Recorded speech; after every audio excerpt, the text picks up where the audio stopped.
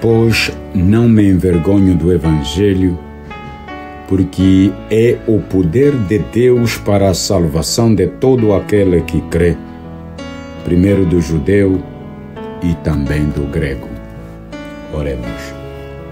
Senhor nosso Deus, nosso Pai, te somos gratos, Senhor nosso Deus, por esta última semana do mês de outubro e a primeira semana do início do mês de novembro. Senhor nosso Deus, obrigado. Obrigado por tudo aquilo que Tu fazes até aqui.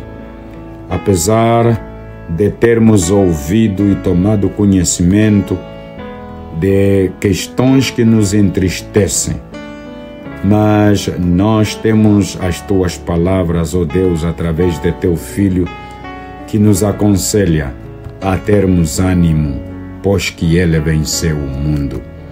Nesta manhã de segunda-feira, Senhor, entregamos nossas mentes, entregamos nossos corpos, entregamos tudo a Ti, para que verdadeiramente, ó Senhor, Tu possas velar por todas as coisas que criaste para o bem da humanidade.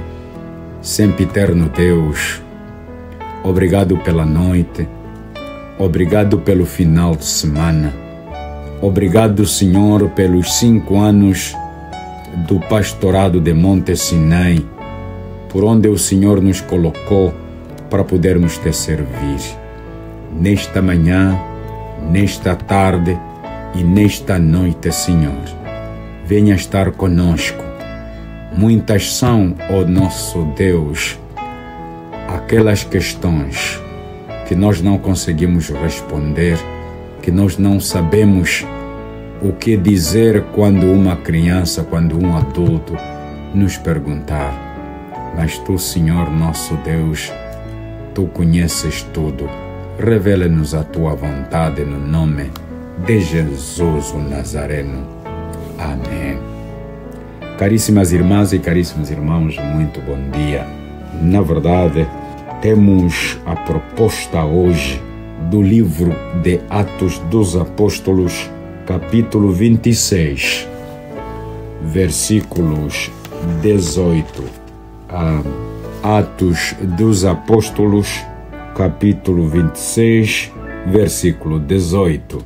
E assim nós lemos: para lhes abrires os olhos e os converteres das trevas para a luz e da potestade de Satanás para Deus, a fim de que recebam eles remissão de pecados e herança entre os que são santificados pela fé em mim. Palavra do Senhor. Oremos. Santo, Santo, Santo és Tu, Senhor, Tu que és o Deus de ontem, o Deus de hoje, o Deus da eternidade. Te rendemos imensas graças esta manhã, esta tarde e esta noite, pela bondade que nós recebemos de Ti. Mas enquanto queremos, o nosso Pai, contarmos com as proezas, nós recebemos situações da partida para junto de Ti, Senhor, da Dona Arlinda Xingondundu, a esposa do diácono Frederico Chitocota, aqui em Luanda, no pastorado de Samaria. Nós tomamos conhecimento, Senhor, da partida do diácono Adolfo Chipaca na Reforma. Nós também tomamos conhecimento de terem já guardado o corpo do diácono Emílio Ecundi no final de semana passado. Senhor nosso Deus, com estes nomes, nós temos outras famílias que choram, cujos nomes nós não os mencionamos. Mas queremos entregar todas estas pessoas que choram nas tuas santas e benditas mãos. Pois que só tu, ó Deus, és capaz de consolar, porque tu conheces a fonte da vida e tu conheces a sua dimensão e conheces, Senhor, o fim da mesma. Nós nada sabemos, mas confiamos em Ti, de que Tu nos darás acesso ao conhecimento do nosso futuro. O salmista também canta e pede a Ti para que o mostres o seu futuro. Nosso Deus e nosso Pai, ultimamente, nós temos passado por momentos de tristeza, quase de uma forma muito constante. Mas sabemos que Tu és o Deus da glória, o Deus de todo o poder, o Deus que tem todas as coisas em controle. Por isso Te entregamos nossas vidas e muito especialmente as vidas das famílias tocadas pela dor da partida de um antes querido. Venha, Senhor, nosso Deus, consolar a cada um de nós para que sejamos verdadeiramente consolados. No nome de Teu Filho, nosso Senhor Jesus Cristo. Amém. Caríssimas irmãs e caríssimos irmãos, nós temos o tema para hoje. Nós desejamos muito bom dia, muito boa tarde e muito boa noite a todos. O tema para este dia é que os apóstolos foram enviados pelo Mestre a anunciar o Evangelho. Os apóstolos foram enviados pelo Mestre a anunciar o Evangelho.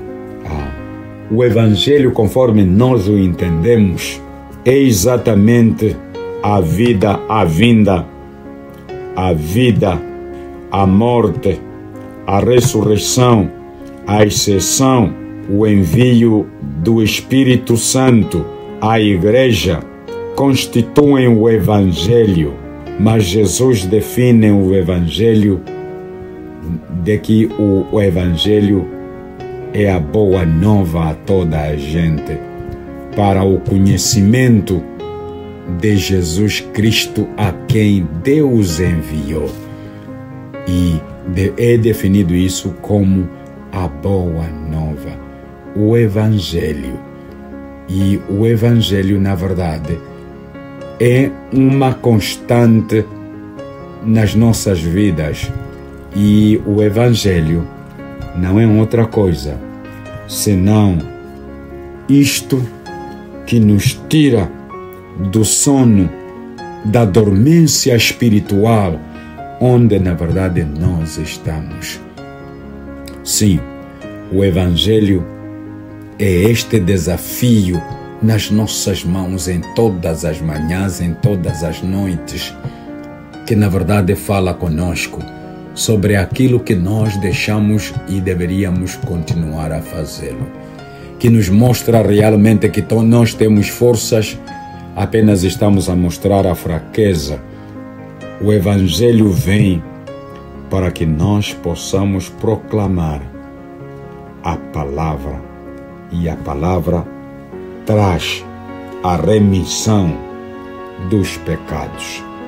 A palavra traz realmente a acusação, e com ela nós devemos observar cuidadosamente, examinar com pormenor a nossa vida e, na verdade, dali tirarmos a nova forma de entendermos a vida, esta vida trazida por Jesus Cristo para a nossa redenção.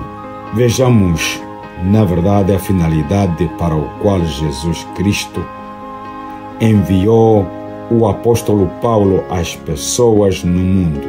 É para lhes abrirem os olhos e das trevas, os converter à luz e do poder de Satanás a Deus, a fim de que recebam a remissão dos pecados e a herança entre os que são santificados pela fé em mim. Atos, capítulo 18, 26, versículos 18.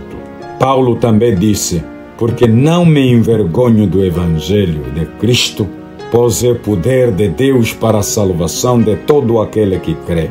Romanos 1:16. O Evangelho é a mensagem de Deus para a salvação de todo aquele que crê e deposita sua fé na graça de Deus.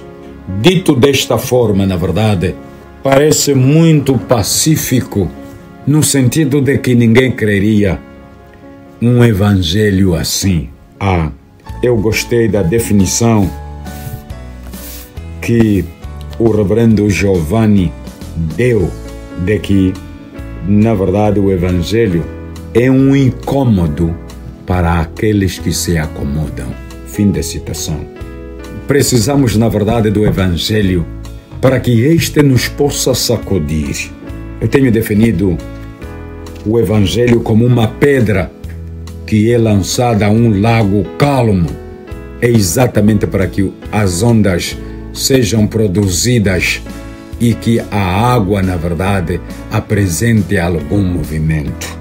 O evangelho é aquilo que nos acusa de que nós somos pecadores.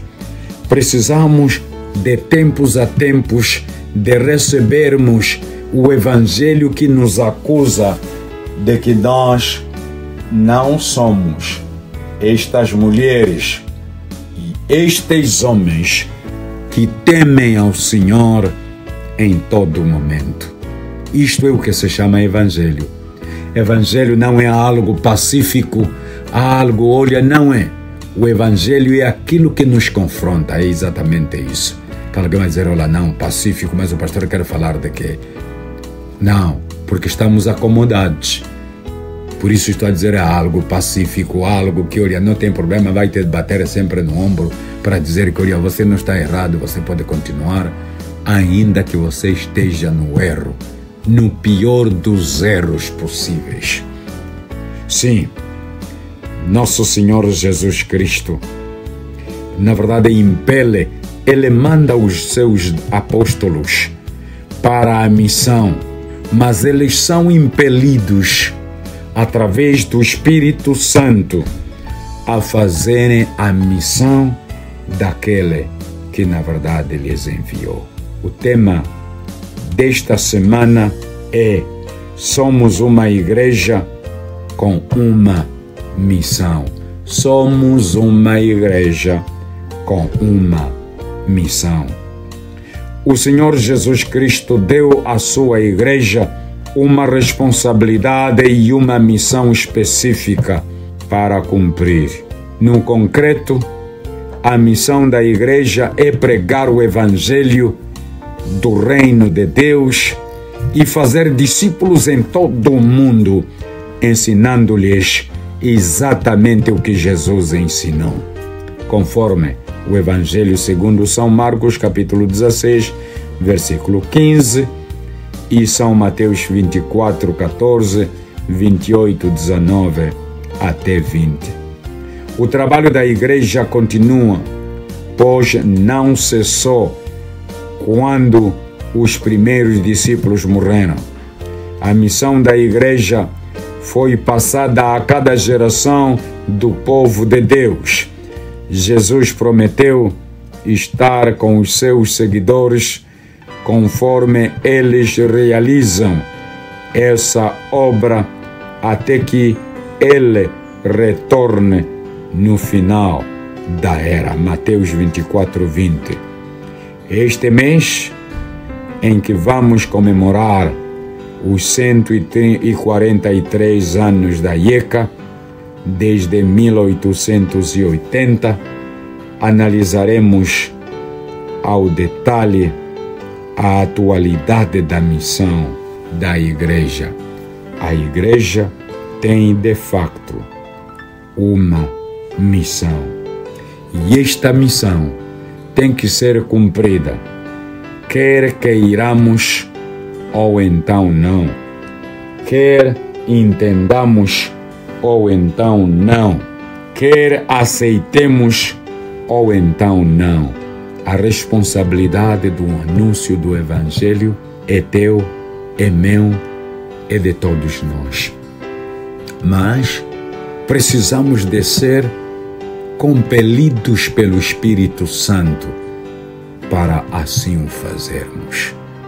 Senhor, nosso Deus e nosso Pai, obrigado por todas as coisas que Tu fazes nas nossas vidas.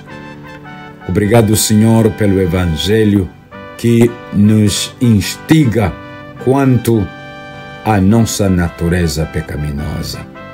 Permita, Senhor, nosso Deus e nosso Pai, tal como Paulo, nós também não tenhamos medo de tudo aquilo que os homens nos possam fazer. Ensine-nos, Senhor, para que quando formos castigados por aqueles que procuram o mal do Teu nome debaixo da terra, Tu, Senhor, venhas e nos defendas. Isto todo nós te pedimos nos merecimentos de Teu Filho, nosso Senhor Jesus Cristo. Amém.